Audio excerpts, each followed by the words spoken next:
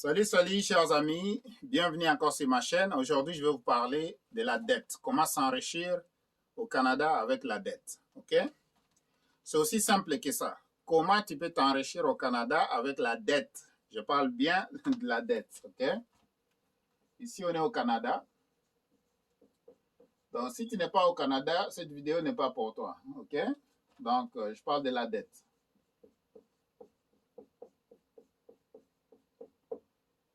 D'abord, il faut savoir que il y a une bonne dette et puis il y a une mauvaise dette aussi. OK? Comment au Canada tu t'enrichis en 2021? Ici, on parle de 2021 là. On n'est pas en 2015, on n'est pas en 2018, on est en 2021. La même méthode va s'appliquer en 2022, 23, 24, 25, jusqu'à 30, et ainsi de suite. Au Canada, comment s'enrichir grâce à la dette? Okay? Il y a une bonne dette, il y a deux types de dettes. Okay? Un, donc tu as une bonne dette, et deux, tu as une mauvaise dette.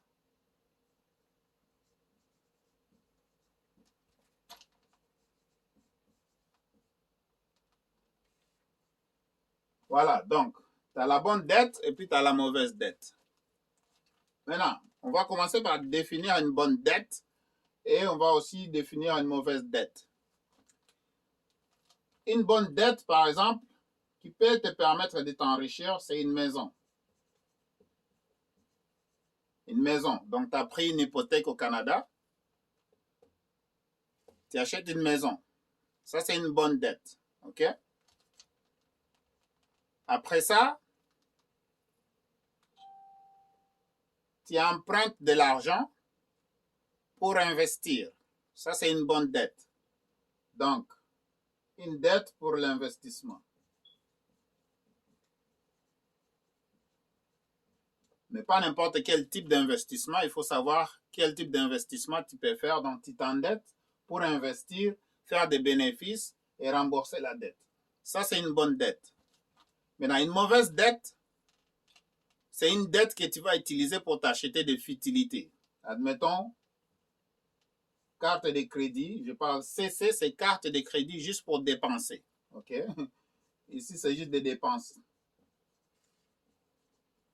Tu dépenses sur des futilités. Ça veut dire que tu achètes une grosse télé dont tu n'as même pas besoin, tu n'as pas assez d'espace chez toi, mais tu veux quand même une grosse télé. Qu'est-ce que tu fais? Tu prends la carte de crédit, tu passes, tu achètes une dépense qui ne peut pas te rapporter de l'argent. Ça, c'est une mauvaise dette. Encore une fois, une carte de crédit, tu vas aller acheter des habits, tu vas impressionner une personne qui ne t'aime pas. Ça aussi, c'est un problème. Ça, c'est une mauvaise dette. Une carte de crédit dont tu dépenses comme une personne non responsable. OK? Une carte de crédit mal dépensée, c'est vraiment une mauvaise dette. OK? Et quoi d'autre? Une mauvaise dette, ce que j'appelle, c'est une voiture. Une voiture location-achat. Ça, c'est une mauvaise dette. Voiture. Surtout les locations-achats. Tu prends ton 5 000 $, tu donnes ça au concessionnaire, et puis tu t'endettes pour 30 000. Donc, tu dois toujours débourser à chaque mois de l'argent.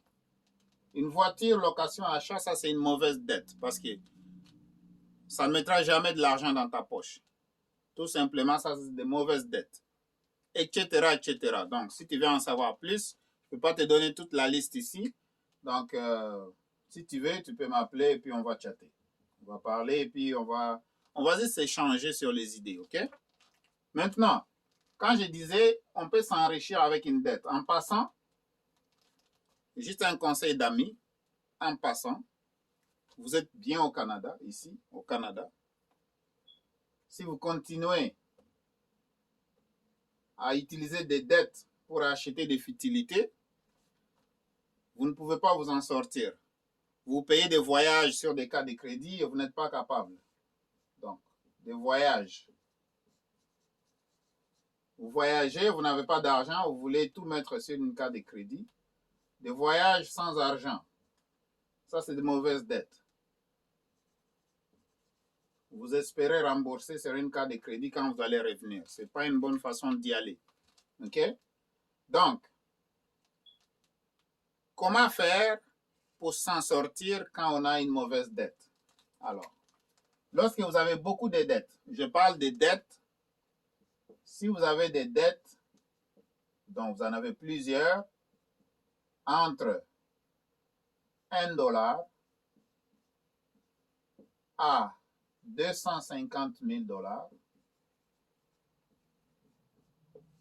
Donc, si vous avez une dette qui se situe entre $1 jusqu'à 250 000 $ et vous n'arrivez pas à vous en sortir, donc vous êtes toujours dans le moins.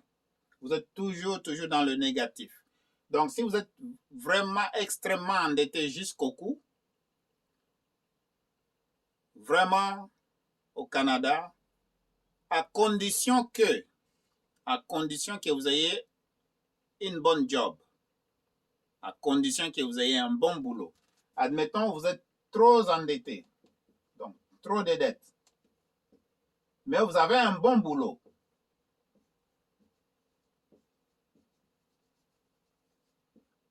Vous avez un bon boulot, mais vous êtes trop endetté. La solution pour s'enrichir au Canada est repartir à zéro. Ce n'est pas une faillite. Ne fais pas une faillite quand tu es juste entre $1 à 250 000 $. Ne fais pas une faillite pour ça. OK? La solution ici, c'est la consolidation. La consolidation.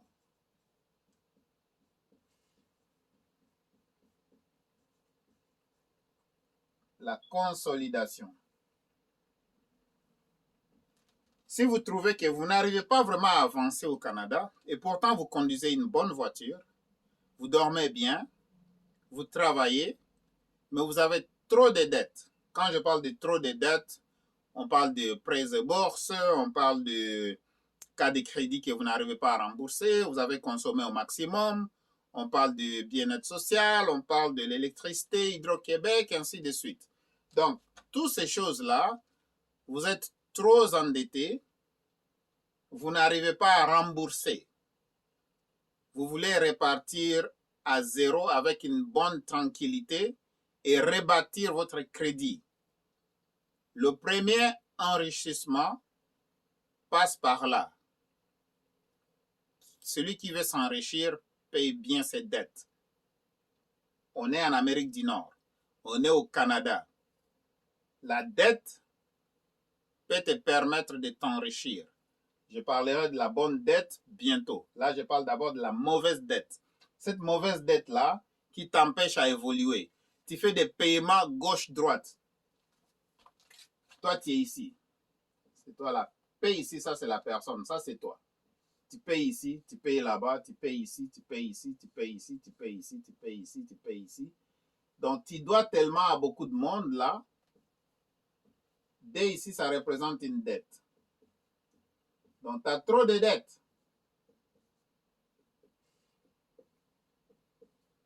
Si tu ne sais pas comment t'en sortir, la solution est simple. La solution est simple. Ça s'appelle la consolidation. La consolidation. Donc, le premier chemin à prendre, c'est d'aller voir un syndic en insolvabilité autorisé par le gouvernement du Canada. Je répète, regardez bien.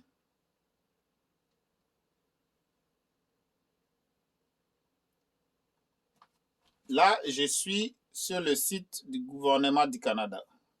OK? Vous voyez là-bas? Donc, si je monte l'information, il y a ce qu'on appelle des syndics autorisés en insolvabilité. C'est ça ce que vous devez faire. C'est la première des choses que vous devez faire. Le syndic, il est autorisé par le gouvernement du Canada. à vous aider à répartir à zéro, en consolidant vos dettes. Ça veut dire que vous allez travailler avec le syndic. Il faut vérifier s'il est autorisé par le gouvernement du Canada. OK? Alors, il ne faut pas seulement vivre au Canada, vous allez au travail, vous mangez, vous revenez à la maison, vous dormez, demain vous prenez encore le chemin du travail, vous ne savez pas utiliser l'argent, vous n'avez pas une bonne éducation financière, vous pouvez avoir des diplômes universitaires comme vous voulez, mais l'éducation financière, vous êtes nul, zéro. Vous ne savez pas comment on utilise l'argent, comment on gère l'argent, comment on multiplie l'argent, comment on investit l'argent, comment on utilise l'argent pour faire l'argent. Vous savez seulement dépenser de l'argent. Allez au travail, attendez 2 semaines, on vous paye, vous avez un chèque, vous le déposez à la banque, vous dépensez carburant ici, réparation de voiture là-bas, loyer ici, électricité là-bas. C'est tout ce que vous savez comment faire. Et même, jusqu'à ce que la paye ne plus assez par rapport à votre cupidité. Vous voulez vous procurer des choses dont vous n'êtes pas à mesure d'acheter. Qu'est-ce qui arrive? Vous allez utiliser la carte de crédit, une mauvaise dette. C'est ça ce que vous allez utiliser. Alors, une fois que vous en avez utilisé beaucoup et vous ne savez plus comment vous en sortir, voilà qu'aujourd'hui, cette information, je vous l'amène. Il faut savoir qu'il y a moyen. Admettons, vous avez 20 000 $ de dettes. Exemple, ça c'est l'exemple. Admettons, vous avez 20 000 $ de dettes. Après avoir travaillé avec le syndic autorisé par le gouvernement, vous allez travailler avec le syndic. Il y a de bons syndics et puis il y a de mauvais. C'est à vous, la responsabilité vous incombe de chercher un bon syndic. Donc, si vous êtes à Montréal ici, vous pouvez m'appeler. Je vais vous donner un numéro de téléphone d'un syndic qui est autorisé par le gouvernement du Canada. Et à ce moment-là, il va vous aider à restructurer. Qu'est-ce qui va arriver? Au lieu de faire plusieurs paiements par mois, admettons vous aviez 1, 2, 3, 4, 5, 6, 7, 2, 3, 4, ou bien 5 à 10 paiements à faire à chaque mois aux gens qui vous devez de l'argent, à des institutions où vous devez de l'argent. À ce moment-là, il y a moyen que vous fassiez seulement un seul paiement. Un seul paiement.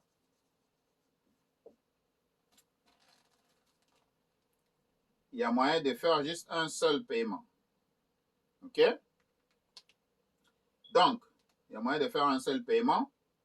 Et au lieu de payer le 20 000 $, après avoir travaillé avec le syndic, on vous donne, admettons, 2 ans. Au lieu de payer 20 000, on va vous demander de payer, admettons, 3 000 $. Mais on vous donne 5 ans. On vous donne 5 ans, donc entre 2 et 5 ans, pardon, 2 à 5 ans. 2 à 5 ans pour payer les 3 000 $. Donc, le 17 000 $, vous n'allez pas payer ça. Donc, les créanciers ont décidé, je répète bien, les créanciers ont décidé de vous pardonner les restants des dettes. Mais vous devez respecter le paiement mensuel. Vous payez juste un seul paiement mensuel que le syndic va distribuer aux 7 ou bien aux 10 créanciers que vous devez de l'argent. Au lieu de payer 20 000, vous allez payer 3 000 ou 5 000 par exemple, mais c'est sûr que ça ne serait pas la totalité du montant que vous devez. À ce moment-là, vous êtes libéré après 2 ans ou 5 ans, vous serez libéré de la consolidation. Ce n'est pas une faillite. Ne faisez pas une faillite, s'il vous plaît. de 1 dollar à 250 000 $, ça ne vaut pas la peine de faire la faillite. Ce n'est pas à votre avantage. OK? Seulement les gens les moins intelligents vont faire une faillite pour 30 dollars, pour 30 000 $. Les gens qui sont les moins informés vont faire une faillite pour 50 000 $, 100 000 $. Ça ne vaut pas la peine.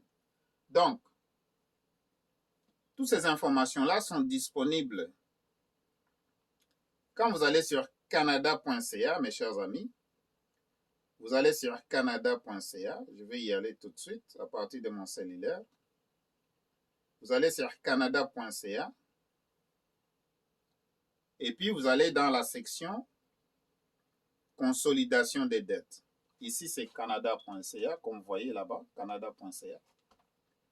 Et ici, je vais écrire consolidation. Consolidation des dettes. Vous voyez? Là, j'ai bien écrit. Consolidation des dettes. Je ne sais pas si vous voyez ça bien.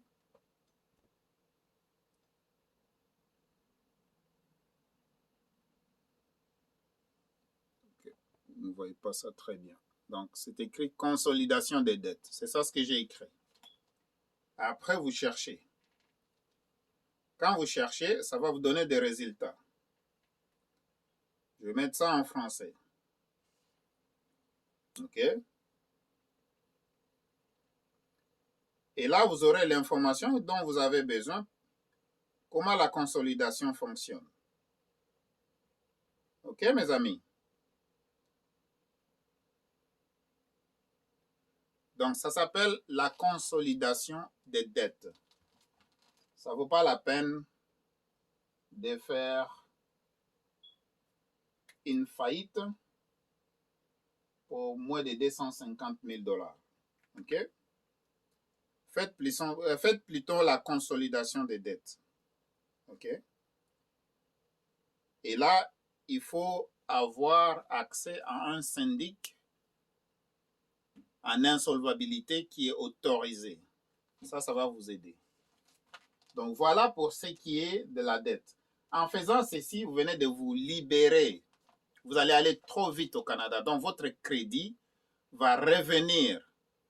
Vous allez avoir encore un crédit qui est frais pour partir.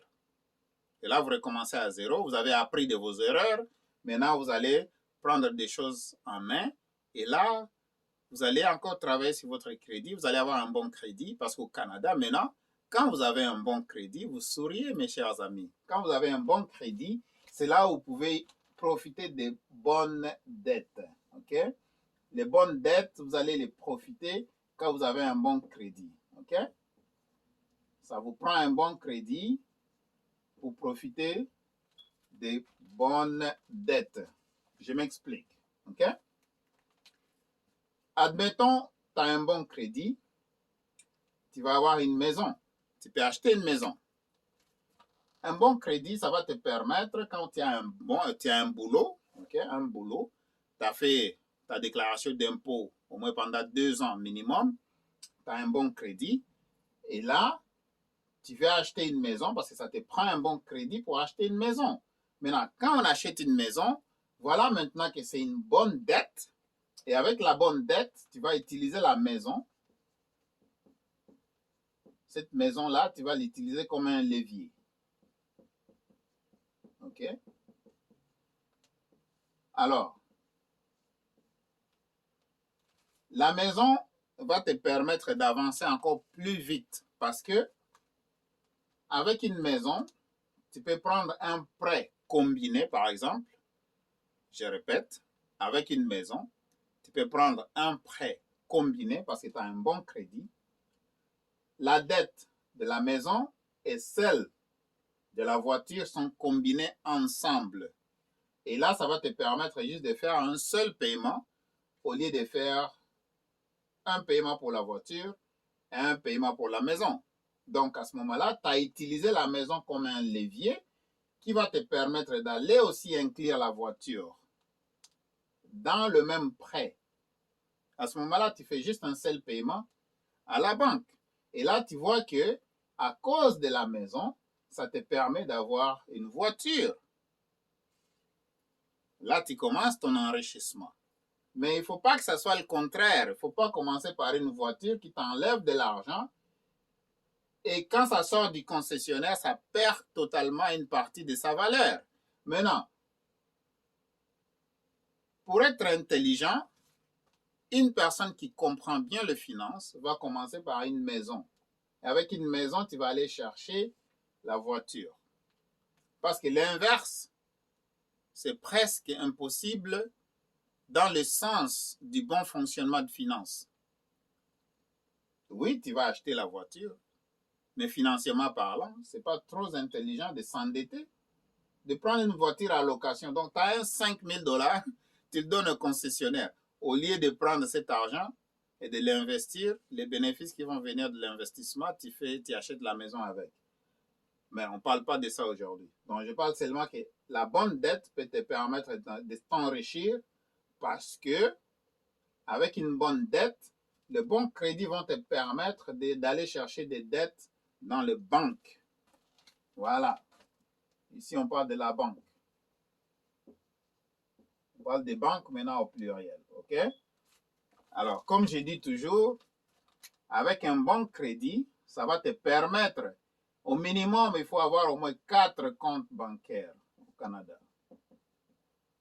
4 comptes bancaires. Tu vas dire, oh, c'est trop, c'est pas facile à gérer, tout ça. Oui, c'est pas facile à gérer parce que toi, tu ne comprends pas les finances, c'est tout. Si tu comprends bien les finances, tu vas comprendre que c'est facile de gérer 4 comptes. Quand tu as un bon crédit, tu peux ouvrir des comptes bancaires facilement. Et à ce moment-là, tu as 4 banques, tu peux dealer avec 4 banques, 4 fois la chance d'avoir plus de crédit, 4 fois plus de chances d'avoir accès au financement, ainsi de suite. Donc, tout ça, pour clôturer, c'est juste pour te dire que si tu veux avoir plus d'informations, si tu veux échanger avec moi, donc il n'y a pas de problème, on peut échanger. On va se donner des idées, OK? Parce que moi, écoute, ça fait 25 ans que je suis là. Si toi, tu viens juste d'arriver au Canada et tu veux jouer une femme dure ou bien tu veux jouer un homme dur, un homme qui connaît tout ou bien une femme qui connaît tout, bonne chance, OK? Bonne chance. Parce que tu vas apprendre de tes erreurs. Mais si tu veux éviter ça, tu veux vraiment éviter ce qu'on appelle l'angoisse et l'agonie financière, je t'encourage, si tu es encore nouvelle comme personne ici au Canada, si tu es encore vraiment un nouveau arrivant ici au Canada, tu parles français, tu parles anglais, you speak French, you speak English, tu comprends bien que le Canada ici, ça fonctionne avec un bon crédit. Alors, pour bien partir d'un bon pied, tu ne peux même pas vouloir m'appeler, ne m'appelle pas. Peut-être appelle quelqu'un d'autre ou bien aller consulter avec quelqu'un d'autre. Mais moi, personnellement, juste les informations que je vais te donner, ça va t'épargner quand même beaucoup de stress, ça va t'épargner beaucoup d'angoisse si tu es une personne qui vraiment peut suivre les conseils, OK? Donc, je te mets le numéro ici. C'est le 514 449 4821. Donc, pour la mauvaise dette, tu n'es pas obligé de m'appeler. Si tu as une mauvaise dette, tu as des dettes que tu n'arrives pas à te débarrasser. Je te conseille seulement, si tu es au Québec ici, ou bien tu es en dehors du Québec, va chercher un syndic en insolvabilité. Je répète encore, va chercher un syndic en insolvabilité qui est autorisé par le gouvernement du Canada. Parle-lui de la consolidation. Ça va t'épargner beaucoup de problèmes dans le futur. Ça va t'aider à restructurer tes finances et partir d'un bon pied. Si tu as vraiment un bon crédit, si tu as un bon crédit à ce moment-là, la bonne dette peut t'aider à t'améliorer financièrement et à avancer un peu plus vite. Parce qu'il y a des gens qui sont ici au Canada, ça fait 10 ans, ils n'ont rien. Ça fait 15 ans, ils n'ont rien. Ça fait 5 ans, ils n'ont rien. C'est pas possible. Tu as un bon crédit, et puis tu vas faire 5 ans, 10 ans ici, tu n'es pas bien positionné financièrement, ça veut dire qu'il y a des informations qui te manquent. Okay? Et je t'encourage d'appeler. Okay? Appelle 514-449-4821. Mais quand tu appelles, maintenant, comme c'est l'été, je fonctionne à partir de midi jusqu'à 23 h. Ça, c'est lundi à samedi. Lundi à samedi, de midi à 23 h, tu peux appeler. Okay? N'appelez pas le dimanche. Le dimanche, c'est juste mes sessions de Zoom. Donc, je fonctionne le dimanche juste par rendez-vous seulement. Okay? Donc, voilà. Merci beaucoup d'avoir suivi la vidéo. Et j'espère que je vous ai apporté quand même une bonne information. Merci encore une fois. Donne-moi un like. Ça aide beaucoup, vraiment. Ça aide beaucoup parce que YouTube nous aide en propulsant quand même nos vidéos. YouTube va les recommander à plusieurs personnes dans YouTube. Donc, ça, c'est l'algorithme de YouTube qui fait ça. Donc, donnez-nous un like. Donne-moi un like, vraiment, ça m'aide beaucoup.